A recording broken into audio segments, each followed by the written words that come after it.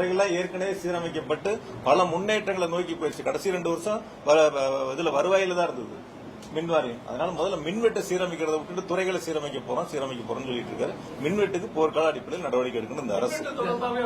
கடந்த ஆட்சியோட ஆதரவாளர்களான அதிகாரிகள் சிலர் தப்பு பண்றாங்க, அதாவது அப்படிங்கிற மாதிரி அர்த்தம் எதிர்கட்சி உங்களுக்கு ஆதரவான அதிகாரிகள் தான் தப்பு பண்றாங்க அப்படின்னு சந்தோஷமா இருக்கு சார் கேட்கறது. அதாவது என்னன்னு கேட்டீங்கன்னா, அரசு மாறலாம், அதிகாரிகள் மாற மாட்டாங்க, அவங்களே தான் இருப்பாங்க.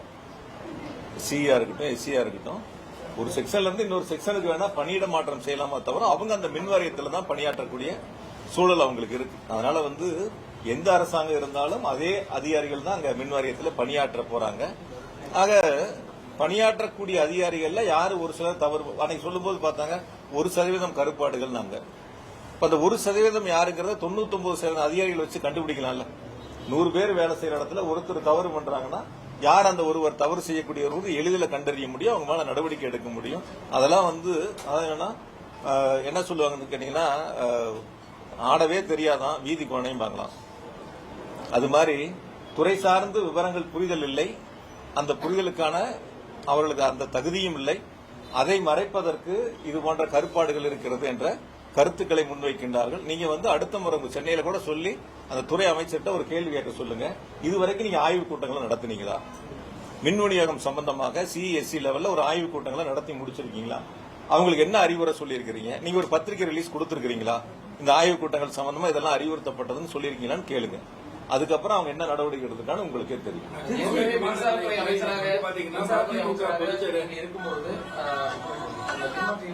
ஊழல் நடந்தது. ஒட்டுமொத்தமான கடந்த 5 ஆண்டுகள் இருந்த இதெல்லாமே இருந்த ஆர்டிஸ்டுக்கான யாரும் சொல்லி அதை எடுத்துக்கக்கூடிய வாய்ப்புகள் இருக்கக்கூடிய பெயர் அந்த அதாவது இப்பதான் நீங்க கேள்வியில கேட்கும்போது சில கேள்விகளை முன் வச்சீங்க. அதாவது அரசு இப்ப நாங்க தேர்தல் முடிஞ்சு 1 மாசம் ஆச்சு, வாக்கு எண்ணிக்கை முடிச்சு. அதுக்கப்புறம் இன்னொரு புதிய அரசு வந்திருக்கு.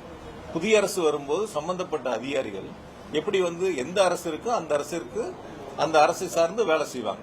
அவங்களுக்கு என்ன நேர்மையான பணிகள் இருக்கோ அந்த பணிகளை செய்ய போறாங்க.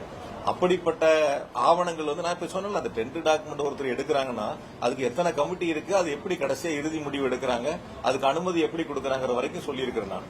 அதனால இதுல அவங்க தவறு யாரு வேணாலும் நடவடிக்கை எடுக்க வேண்டியதுன்னா அதை விட்டுட்டு ஒரு பதட்டத்தை உருவாக்குற மாதிரி ஏதோ ஒரு புதிய தவறுகளை கண்டுபிடிச்சு ஒரு பூதகரமா ஒரு பெரிய இதை கொண்டு வந்துட்ட மாதிரி ஒரு தோற்றத்தை உருவாக்குவதற்கான முயற்சி செய்யறாங்க.